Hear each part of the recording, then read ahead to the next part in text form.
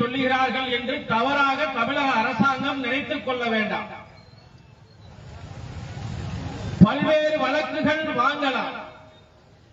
ஆனால் தமிழர் தேசிய கட்சியினுடைய பொறுப்பாளர்களும் முத்திரையர் சமூகத்தினுடைய பொறுப்பாளர்களும் சமூகத்தைச் சேர்ந்தவர்களும் வைத்திருக்கக்கூடிய வாங்கியிருக்கக்கூடிய வழக்கானது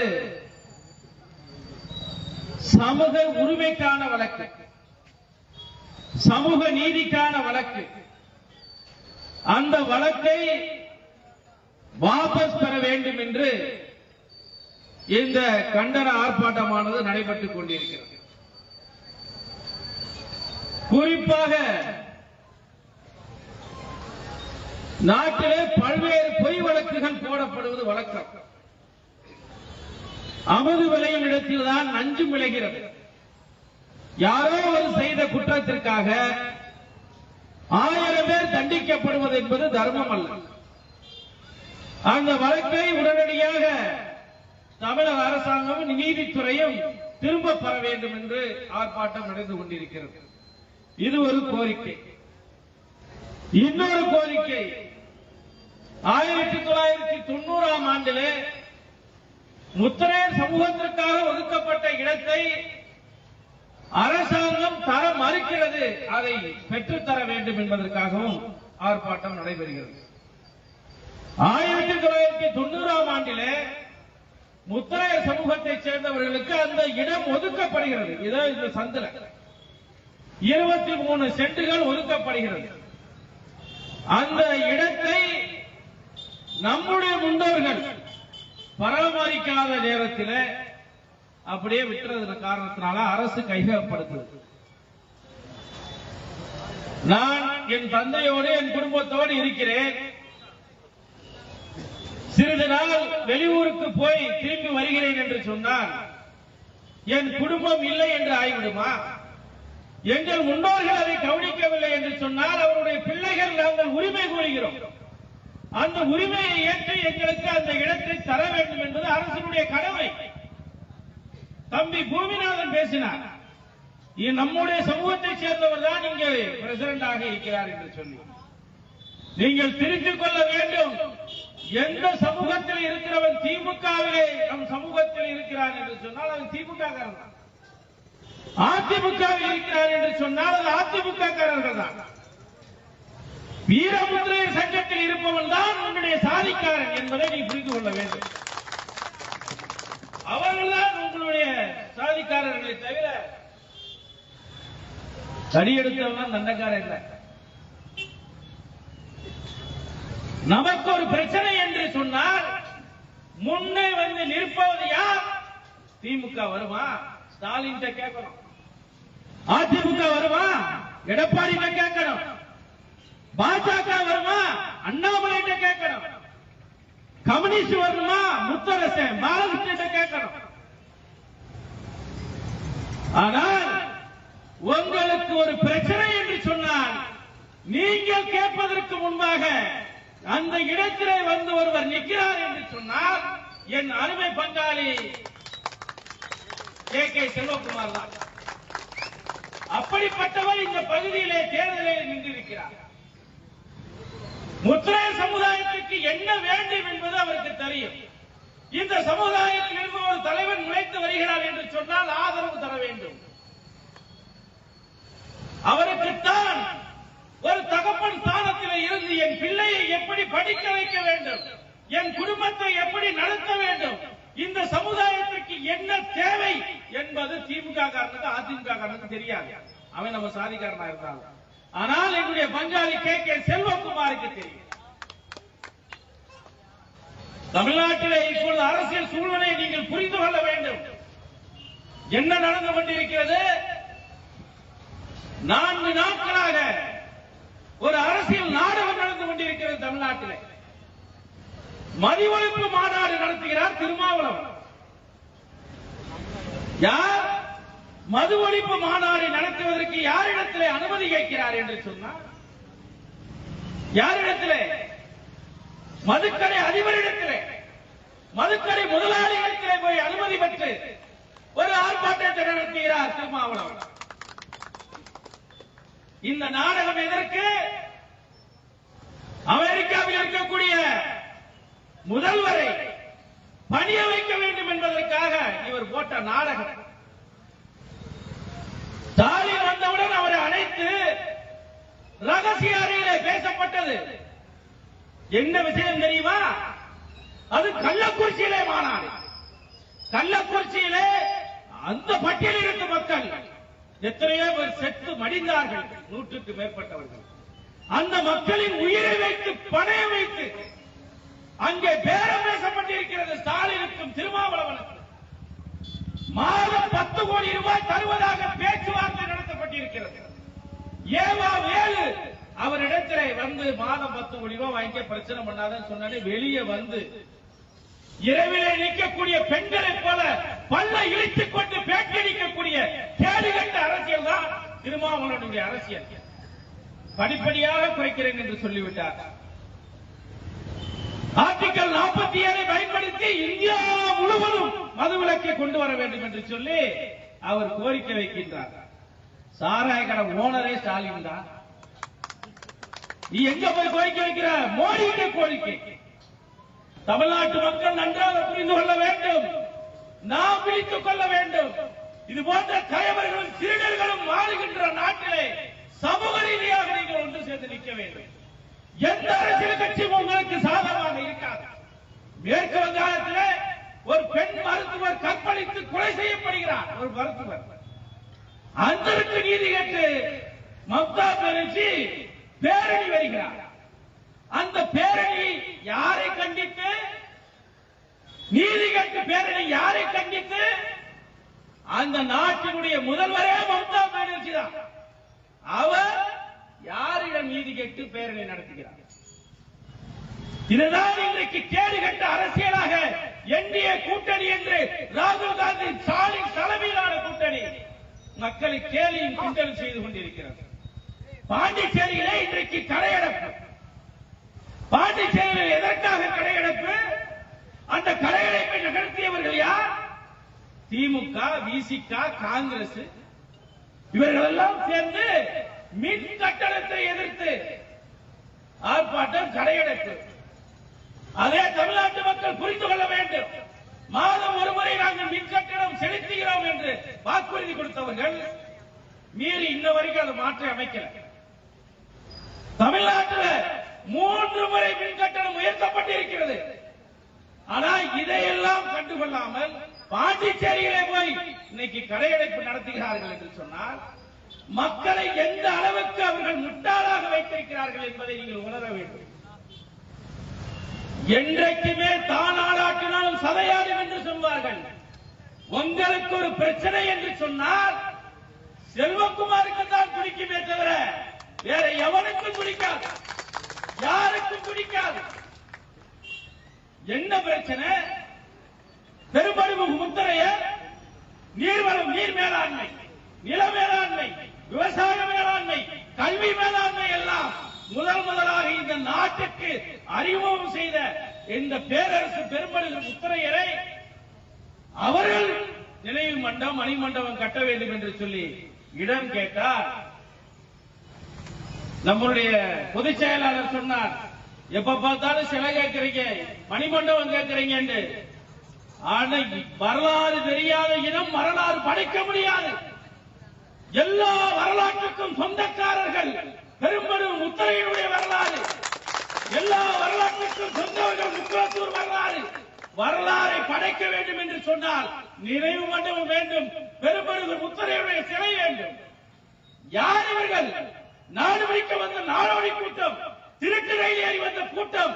இன்னைக்கு திராவிட முன்னேற்ற கழகம் இன்றைக்கு சந்து சந்தாக சிலை கிடைக்கிறார்கள். சிலை வைக்கக்கூடாது, 2009 நாங்கள் தீர்மானம் நிறைவேற்றிவிட்டோம் என்று சொல்லுகிறீர்களே. நேற்றைக்கு கூட கலைஞரின் சிலை திறக்கப்பட்டிருக்கிறது. சந்து சந்தாக பெரியாரின் சிலை திறக்கப்படுகிறது. யார் இவர்கள்? நாடு வைக்க வந்த நாடோடி கூட்டம். இன்றைக்கு நாம் எல்லாம் வீதியிலே உட்கார்ந்து 23 சென்ட்டுக்கு போராடக்கூடிய நிலையை இந்த திராவிடம் வைத்திருக்கிறது என்று சொன்னால் அந்த திராவிட நச்சு பூச்சிகளை நசுக்கி எறிய வேண்டாமா? 32 கோடி கலைஞருடைய சமாதி, 84 கோடிகளே கலைஞருக்கு பேனா, மெரினாவுக்கு புறம் இந்த திராவிட நச்சு பூச்சிகளுடைய சமாதி. யார் இவர்கள்? நாட்டுக்கும் இவர்களுக்கும் என்ன சம்பந்தம்? இந்த தேசத்திற்கு விடுதலை வேண்டாம் என்று சொன்ன கூட்டம் இந்த திராவிட நச்சு பூச்சிகள் கூட்டம். இந்தியா முழுவதும் சுதந்திரம் கொடுத்தால் சென்னை ராஜதானிக்கு சுதந்திரத்தை கொடுக்க கூடாது என்று சொன்ன பெரியார் கூட்டம், ஜஸ்டிஸ் பார்ட்டி கூட்டம். இந்த கூட்டத்திற்கும் இந்த நாட்டுக்கு என்ன சம்பந்தம்? இந்த நாடு சுதந்திரம் பெற்ற பொழுது கருப்பு கொடியை ஏற்றிய கூட்டம் இந்த நச்சு பூச்சி, திராவிட நச்சு பூச்சிகள்.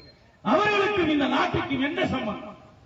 இவர்கள் இந்த நாட்டை ஆண்டு கொண்டிருக்கிறார்கள்.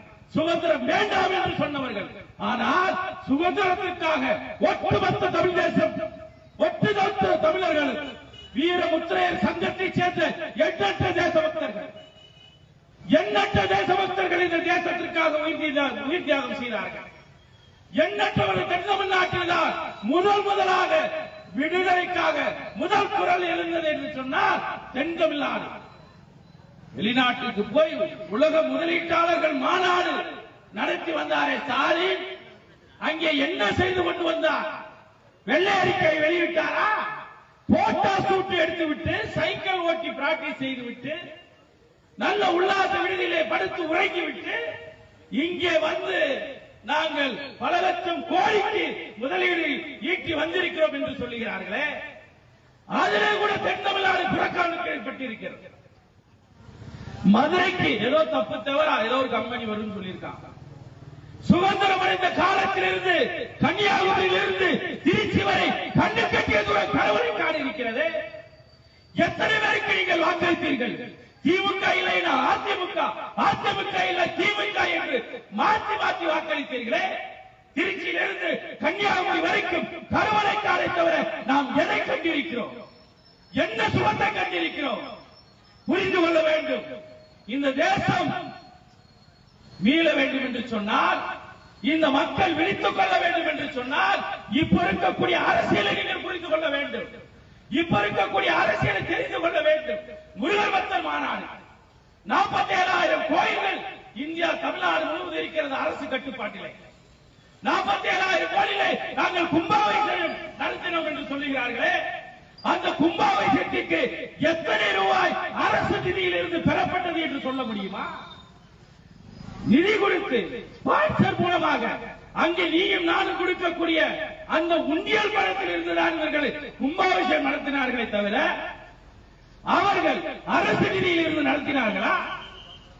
எல்லா கோயில்களிலும் நேற்று இன்றைக்கு கட்சி ஆரம்பிச்ச விஜய் கொண்டு அவனெல்லாம் விநாயகர் செலுத்திருக்கிறது. விழா நடந்தது பார்த்து சொன்னாரா? சாலை வாழ்ந்து சொன்னாரா? இந்த திராவிட நச்சு பூச்சிகள் நீயும் நானும் சாதி இருக்கின்ற வரை இந்து என்ற சமுதாயம் இருக்கும். இந்து என்று சொன்னால்தான் உனக்கும் எனக்கும் சாதி என்பதை நீங்கள் புரிந்து கொள்ள வேண்டும். ஆனால் நம் மதங்களை தொடர்ந்து வஞ்சனை செய்கின்ற கட்சிகள் மத்தியிலே நேற்று இடர முளைத்த இந்த விஜய் ஒருத்தன் பெரியாருக்கு ஒரு சுட்டுக்காரல போய் முடோடு மல்லிகைப்பூ அள்ளிட்டு போறான், ரோஜா பூ அள்ளி அங்க போட்டுட்டு வரானே, அவனுக்கு இந்த நாட்டுக்கு பத்தி என்ன தெரியுமா? நீட்ட பத்தி பேசுறான், ஒரு இளவும் தெரியல. சமச்சீர் கல்வி பத்தி பேசுறான், ஒரு அடிப்படை அறிவும் இல்லை. அவெல்லாம் இந்த நாட்டுக்கு முதல்வர். நாங்கெல்லாம் இங்க உட்கார்ந்து இருக்கக்கூடியவர் வீடு போய் சேர்ற வரைக்கும் யோசிப்பார். கார்ல உட்கார்ந்து அந்த ஊருக்காரன் போயிட்டாரா, இந்த ஊருக்காரன் போயிட்டாரா, பங்காளி வீடு போய் வீட்டுக்குள்ள இறங்கிற வரைக்கும் போன் அடித்து கேட்கக்கூடிய தலைவரை நீங்க உதாசீனப்படுத்தி விட்டு ஒரு சினிமாக்காரன் நேற்று வரைக்கும் திரையரங்கிலே 1000 கோடி ரூபாய் சம்பாதித்த ஒரு சினிமாக்காரன் அவன் கட்சி ஆரம்பிக்கின்றான். அவன் கட்சி ஆரம்பிக்கின்ற பொழுது கண்ணீர் வடிக்கிறானே, இது தேடி கூட்டாக இல்லையா? நாங்கள் கண்ணீர் வடிக்கலாம். தெருவு தெருவாக வந்து உங்களை பார்த்திருக்கிறோம். தெருவு தெருவாக வந்து உங்கள் இடத்தில் நாங்கள் கொடியேற்றி இருக்கிறோம். தெருவு தெருவாக வந்து உங்கள் கஷ்டத்தை நாங்கள் போக்கி இருக்கிறோம். நாங்கள் ஒரு கொடி இந்த மீட்டிங் நடக்கையிலும் நாங்கள் கொடியேற்றையிலும் ஒரு மாநாடு நடத்தியிலும் எங்கள் கண்ணீரில் எங்கள் கண்களில் இருந்து வரும் கண்ணீர் தான் உண்மையான கண்ணீர். கட்சி கொடியை அறிமுகப்படுத்துறோன்னு தேடி தேடி எழுதுகிறார் விஜய். மக்களை பார்த்திருப்பானா? ஒன்றியம் என்றால் என்ன தெரியுமா? நகரம் என்றால் என்ன என்று தெரியுமா? கிளை என்றால் என்ன தெரியுமா? ஒரு கிலோ அரிசி என்ன விலை என்று அவனுக்கு தெரியுமா? ஒரு கிலோ எண்ணெய் விலை என்னவென்று தெரியுமா? இன்றைக்கு ஒரு கிலோ எண்ணெய் 600 ரூபாய் விற்கிறது விஜய்க்கு தெரியுமா? தெரியாது. ஏனென்று சொன்னால் இவர்கள் ஒய்க்காலர் திணிக்கப்பட்ட தலைவர்கள். அவன் முன்னாலே 10 பேர் போய் நிற்கிறான். என் பங்காளிட்ட சொன்னேன், சாக்கரைப்பட்டி வெள்ளப்பாறைப்பட்டி அந்த பகுதியில் ஆலப்பட்டி என்ற ஒரு கிராமத்தில் என் பங்காளி படத்தை எடுத்துட்டு விஜய் படத்தை வைக்கிறான். ஜாதி விளங்குமான்னு கேட்கிறேன். இது விளங்குமா? அவனை காலப்பட அவனை பார்க்கிறதுக்கு அவன் ஒரு வட்டம் போய் அவன் இந்த விஜய் ரசிகர் மன்றம் சொல்லி அவனா ஒரு 10 பேர் ஜெயிச்சு அவனை போய் பார்க்க போறான். அதை கூட பார்க்க சம்மதிக்காத ஒரு நடிகர், வேர்வை என்றால் அலர்ச்சி என்று சொல்லக்கூடிய ஒரு நடிகர், அவன் பின்னாலையும் போறான். மீண்டும் ஒருமுறை உங்களிடத்தில் ஞாபகப்படுத்துகிறேன், நம்முடைய சமூகத்தை சேர்ந்த தமிழர் தேசிய கட்சியினுடைய வேட்பாளர்களை நீங்கள் தேர்ந்தெடுக்க வேண்டும். நாங்கள் வேலைக்கு மேலே நாங்கள் சொல்லுகின்றோம், தென்னிந்திய பார்வர்ட் பிளாக் மட்டும்தான் தமிழர்களுக்கான கட்சி, அதிகாரம் அனைத்தும் மக்களுக்கே என்று சொன்னான் மங்கத்து சிங்கம் நேதாஜி. சுதந்திரம் என்பது உரிமை, விடுதலை என்பது பிறப்புரிமை என்று சொன்னான் மங்கத்து சிங்கம் நேதாஜி. 4000 நாட்கள் இந்த தேச விடுதலைக்காக சிறை சென்றவன் பசுமன் முத்துராமலிங்க தேவர். இப்படி எண்ணற்ற தேசபக்தர்கள் எல்லாம் உங்களுக்காகவே, உங்க வாழ்வதற்காகவே நீங்கள் நன்றாக இருக்க வேண்டும் என்று அவர்கள் செத்தார்கள். நாங்கள் செத்துக் கொண்டிருக்கிறோம். ஆனால் எங்கள் மீதெல்லாம் உங்களுக்கு கரிசனை வராது. நடிகர் வருகிறார் என்று சொன்னால் இந்த இடத்துல இந்த மண்டபம் அங்க போய் நிற்கும். ஆனால் இந்த நிலையை நம்ம மாற்ற வேண்டும். எவனோ ஒருத்த போற போக்கில் சொல்லிவிட்டு போறான், வெள்ளையம்மா உன் காட்டுல ஆடு மேய்கிறது, எவனோ சொன்னது காட்டி உங்களுக்காக வாழ்ந்து கொண்டிருக்கக்கூடிய தமிழர் தேசிய கட்சியினுடைய நிறுவனர் கே செல்வகுமார் மீது குற்றம் சுமத்திய போது நீங்கள் என்ன செய்திருக்க வேண்டும்? என்ன செய்திருக்க வேண்டும்? சொன்ன வாய் கிழிச்சிருக்க வேண்டாமா? யார் சொன்னா என்று எவர் சொன்னாலும் சொல்லிட்டு போறார். ஒரு மனிதன் முளைத்து வருகின்ற பொழுது பல்வேறு இடர்பாடுகள் இருக்கும். அதில் எடுத்துக்காட்டு திருமாவளவன் போன்ற ஒரு நச்சுப்பூச்சி இந்தியா மட்டுமல்ல, உலகம் மட்டுமல்ல, தமிழ்நாட்டிலே வளர்வது மிக மிக ஆபத்தான ஒரு விஷயம். திருமாவளவன் போன்ற ஒரு நச்சுப்பூச்சிகள் மக்களை அடமானம் வைத்து மாதம் 10 கோடி ரூபாய் ஏவா வயலிடத்திலே பேரம் பேசி வந்திருக்கிறார் என்று சொன்னால், அந்த மதுவிலக்கு ஆர்ப்பாட்டத்திற்கு RS பாரதி வருகிறார் என்று சொன்னால் என்ன ஆகும்? மையனும் நான் சொன்னேன், ஒரு மணி நீ திரும்பி பார்த்தா நம்பி வாய் விட்டுருவோம். RS பாரதியும் பார்த்து இன்னொருத்தையும் பார்த்தா திமுக எவனாவது வைவானா? சாராய நடத்துறது யாரு? திமுக காரன். அவனை வையக்கூடாதுன்னு 2 பேரும் அனுப்பிச்சு விடுறாங்க ஸ்டாலின். மேடையில வச்சுக்கிட்டா திமுக வைய முடியுமா? முடியாது. என்னைய வச்சுட்டு நீ வைய முடியுமா? முடியாது. இதுதான் இந்த அரசியலை நீங்கள் புரிந்து கொள்ள வேண்டும்.